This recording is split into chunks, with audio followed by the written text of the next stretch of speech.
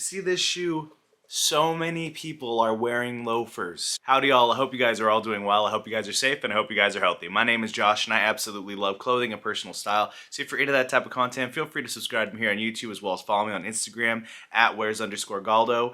And sorry, I'm a little bit sick, so I might sound a little off, but today is all about loafers. They've gotten so popular as of late, and I just went on a little deep dive to see what I could find out about the history of loafers. So I am very much a boot type of person, but after doing a little bit of research, finding out that there are just so many types of loafers, I mean, it doesn't change my mind in the slightest. However, I'm very impressed at how deep this rabbit hole goes. And I mean, I love sharing what I learn on this channel, kind of the primary reason for me running this channel. Loafers at their simplest are just a laceless slip-on shoe, oftentimes made of leather or having leather soles, but as of late, that really isn't the case, and there have been a lot of advancements and a lot of progressive types of loafers nowadays. Later on in the video, I will be sharing my opinion on the hybrid loafers, the hybrid sneaker loafers that have been going around, and spoiler warning, I am not a huge fan of them. In an advertisement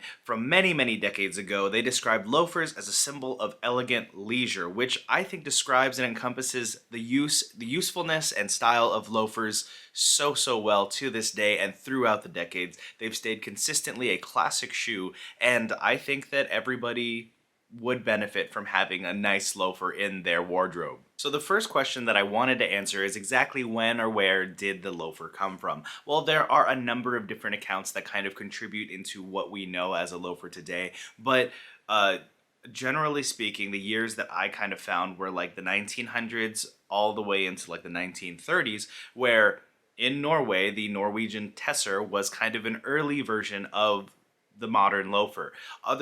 Elsewhere in the world, England also made a shoe for King George VI that also resembled a loafer, and a lot of modern loafers take cues from moccasins, which were worn by Native Americans for hundreds of years. So is there one particular place that the modern loafer comes from? No, but it is a beautiful amalgamation of a lot of cultures coming together. One thing that I was really surprised to learn about loafers is that there are so many types. But the resounding one that seems to be the most popular, at least as far as I've seen, is going to be the penny loafer. This pair is from G.H. Bass, a company today that makes really good penny loafers and a classic American staple. This one is going to be kind of like the most, not basic, because basic has like a negative connotation to it, but this is the most classic form of what people think of when they think of loafers. So obviously you have this moccasin design toe right over here, a strap that goes over the top of the forefoot, and they're called penny loafers because when these were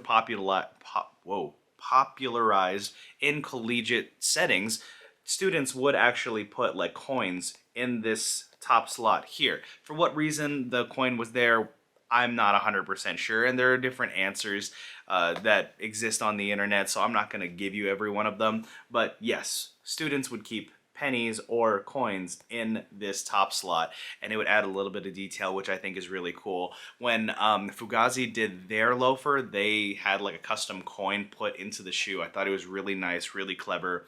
I love that little detail. But my pair has a leather sole, rubber heel, and I would suggest if you buy a pair of G.H. Bass loafers or loafers that have a leather sole, going to a cobbler and getting a half sole put on the front, you have a tendency to slip around and might, fall or something. So cobblers are your best friend when it comes to leather soled shoes. The next type of loafer is going to be a tassel loafer. The tassel loafer is obviously named after the tassels that exist on top of the forefoot of the shoe. A lot of these loafers are kind of categorized by what's on top of the forefoot. But regardless, one that I see really commonly is going to be Doc Martens Aiden loafers. I think that's what they're called. I could be wrong, correct me. But the Aiden loafer is a really good example of like a wider, chunkier loafer. It has the Doc Martens sole, so it is very comfortable in comparison to other like leather-soled shoes. And then the upper has that classic tassel loafer look.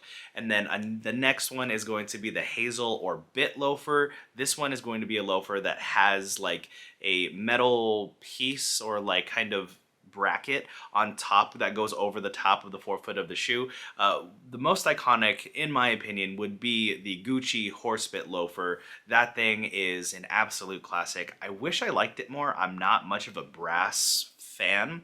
I would prefer it if like the Gucci horsebit loafer had like a nickel or silver horsebit detail on top of the forefoot. I'd totally love to wear that. And Gucci does come out with like a heeled version of that loafer, and I think it looks amazing.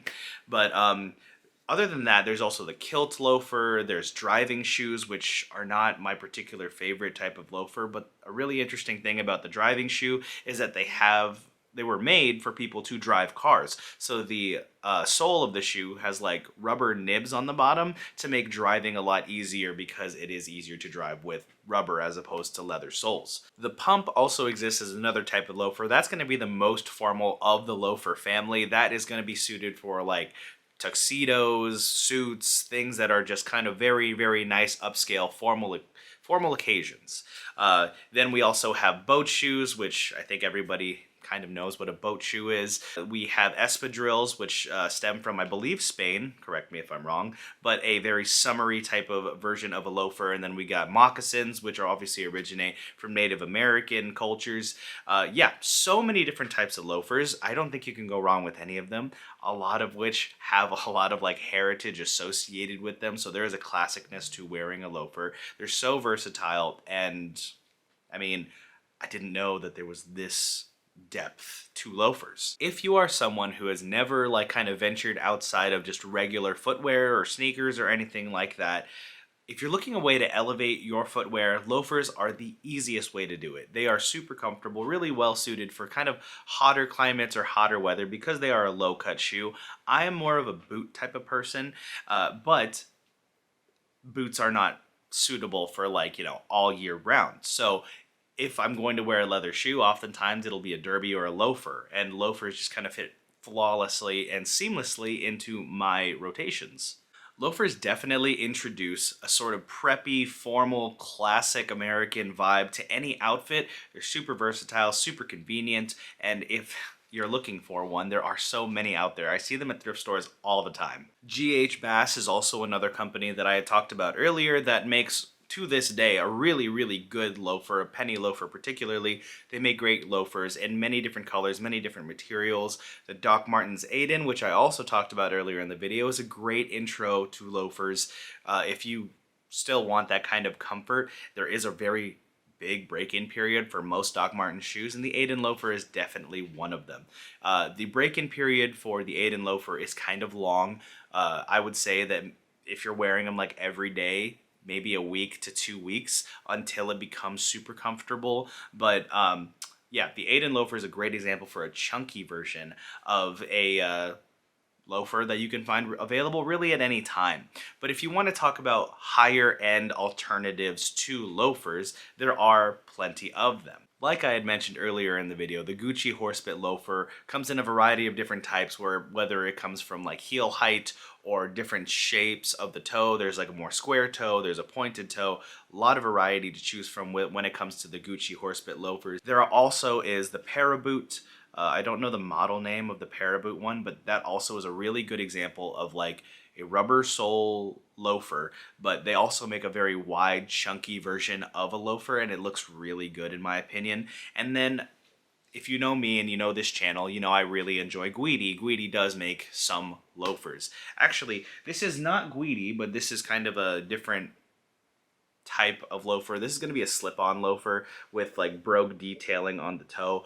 This one is from a brand that I just can't pronounce, unfortunately, but I'll throw it up on the screen for you guys. If you've seen it on the channel before, this has a beautiful kind of like very fine suede on the upper.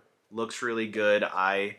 Like I said earlier, if your shoe comes with just a leather sole, go to a cobbler, have a half sole put on, and with the rubber heel, I'm not slipping anywhere. I only bring up that pair when I talk about Guidi because that's another avant-garde brand that's kind of similar to Guidi. It is not all sunshine and rainbows when we talk about loafers. I want to talk about a trend that has been going on for the past maybe handful of years now and has really developed into something that is pretty unignorable if you're in like the fashion space, and that's going to be sneaker hybrid loafers. I'm going to be very frank, I don't very much like them. When they first came out, the first example that I personally saw was going to be the Junya Watanabe New Balance loafer. It literally is a loafer by shape, but materials wise, the upper was completely made of basically just sneaker materials with a athletic sole on the bottom.